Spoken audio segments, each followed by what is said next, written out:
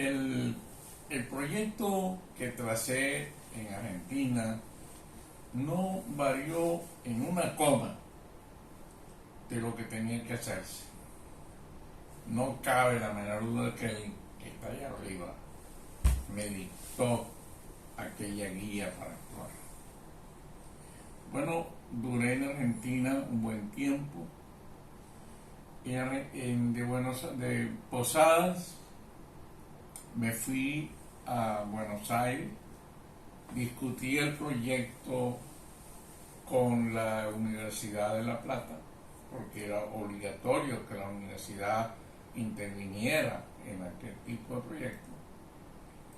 Y luego que la universidad estuvimos de acuerdo con las cosas que se habían hecho, lo que se había haciendo, pues terminé metiéndome en un avión derechito a Roma, donde se discutían todos los aspectos de ese proyecto. Y solamente después que esos proyectos eran discutidos y aceptados por la FAO, era cuando ese proyecto se recomendaba entonces al gobierno correspondiente. Bueno, yo salí a Roma ya no con mi maleta vacía, ¿no? Llevaba allí ya un proyecto para discutir, un proyecto que no era mío solamente, era un proyecto que yo era su coordinador, su visionario, pero indudablemente que el personal técnico argentino había intervenido en eso. Bueno, llegué a Roma y en verdad lo discutí, pero allí me pasó una cosa importante. Un viernes, todo discutiendo con la persona que me asignaron para ser mi interlocutor técnico y de análisis, de evaluación del proyecto. Ya como a las 4 o 5 de la tarde, cuando terminó un viernes el análisis, me dijo: el lunes seguimos, ingeniero, y entonces veremos aspectos ya relacionados con la inversión que esto costaría y sobre todo con la tasa de retorno del proyecto. Oye, ahí me raspó. Yo no sabía, no es que no sabía, sino que nunca había manejado esos términos de rata de retorno ni valores presentes. Yo no me había ocupado de eso, ¿no?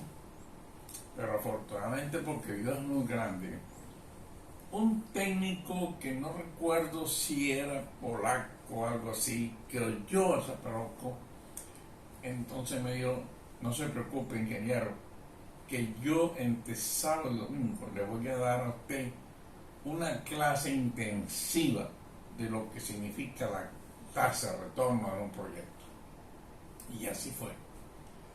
El lunes, cuando llegué, yo era un especialista en aquellas cosas del valor presente, valor futuro, tasa de retorno, todas esas cosas. Bueno, tuve la suerte entonces de que el proyecto tuvo el visto bueno y pasó. Yo agarré, me vine a Venezuela, pero tenía apenas como 10 días en Venezuela cuando recibí otro radiograma, otra correspondencia, ¿no? Entonces me decía que había un gran problema en el río Biobío de Chile, puesto que su sedimentación estaba cegando las salidas de las industrias situadas en sus márgenes, y que en consecuencia fuera a ver cuál era la solución de ese problema.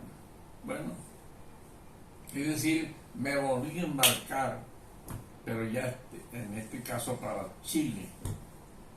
Llegué a Chile y de Santiago me mandaron a Concepción. Bueno, Ahí estuve trabajando también entonces en un proyecto, pero ya yo era otro. Ya yo no era la persona temerosa, ¿no? Ya no era el técnico que se chorreaba no, no, no, no. Ya yo tenía cancha, ya yo sabía muchas cosas y entonces allí no tuve miedo de nada, sino al contrario, ¿no? Realmente enfrenté aquel problema que era un problema indudablemente de conservación del suelo, porque las erosiones que se estaban produciendo por los cultivos, la hierba mate, pues estaban realmente dando una gran carga de sedimentos al río Biobío. Bueno, yo entonces con un equipo de ingenieros chilenos, entre los cuales tengo, mire, muchas cosas bonitas. Por ejemplo, yo conocí allí a un ingeniero forestal llamado Lucho, yo decía Lucho Chesney, su compañera Soledad. También conocí a una gran técnica llamada Beatriz,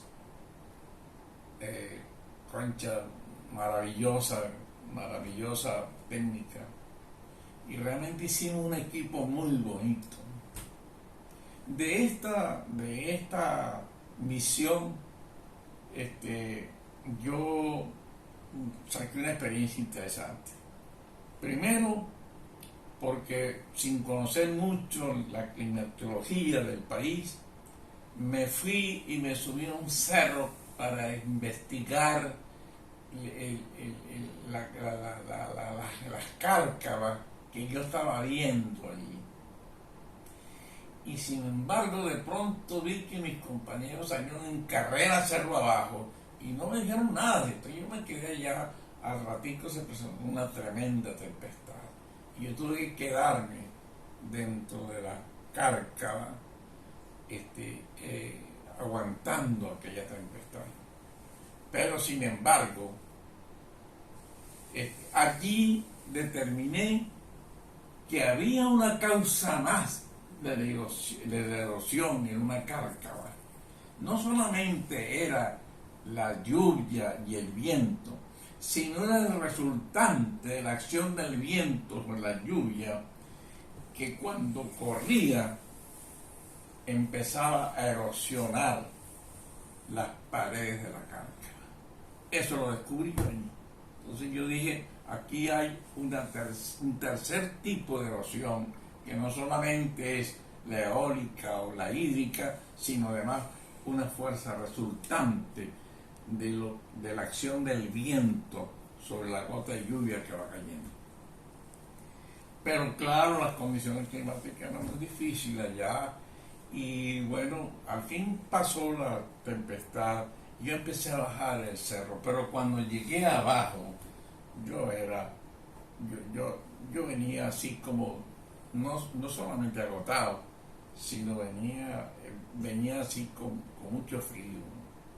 Y el agricultor donde estábamos peló por un litro de un vino que ellos hacen. Mira, no se preocupe, ingeniero, que con esto le pasa. Y realmente me dio aquel licor y yo volví en sí. Se me acabó todo. Bueno, de Chile entonces, después de esa experiencia tan bonita, pues me mandaron a Paraguay, donde además de eso, tenía las mismas bases de todo proyecto, como era la posibilidad de desarrollar proyectos agroforestales dentro de un país determinado. En Paraguay presenté un informe donde daba las condiciones que tenía el país para desarrollar ese tipo de problemas. De ahí me fui entonces que a Panamá.